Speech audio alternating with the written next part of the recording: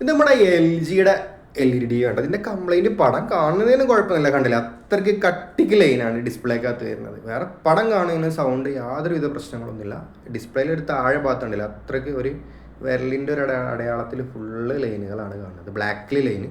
പടം കാണുന്നതിന് നേരത്തെ പറഞ്ഞാൽ കുഴപ്പമൊന്നുമില്ല. അപ്പോൾ നമ്മൾ അഴിച്ച് നോക്കുമ്പോൾ ഡിസ്പ്ലേയിൽ വരുന്ന കോമൺ കംപ്ലൈൻറ്റ് തന്നെ, ഡിസ്പ്ലേക്ക് വരുന്ന ലൈനുകളൊക്കെ കോഫൈസി ഡാമേജാണ് കൂടുതൽ വരാറുള്ളത്. അതുപോലെ അത് തന്നെയാണ് കംപ്ലൈൻറ്റ്. അപ്പോൾ നമ്മൾ അതിൽ വന്ന കോഫൈസി നമ്മൾ ബോണ്ടിങ് മെത്തേഡ് ഉപയോഗിച്ചിട്ട് റീപ്ലേസ് ചെയ്യുന്നതാണ് കാണുന്നത്. ഇതിൽ ഉപയോഗിക്കുന്ന ഡിസ്പ്ലേ എന്ന് പറഞ്ഞാൽ പിന്നെ BOE എന്നുള്ള ബ്രാൻഡിൻ്റെ ഡിസ്പ്ലേ ആണ് LG മോഡൽ ഉപയോഗിച്ചിട്ടുള്ളത്.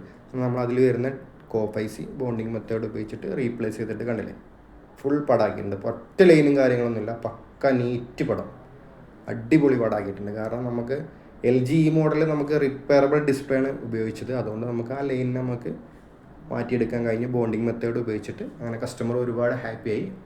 LG 32 ഇഞ്ച് TV ആണ് കേട്ടോ. ഓക്കെ.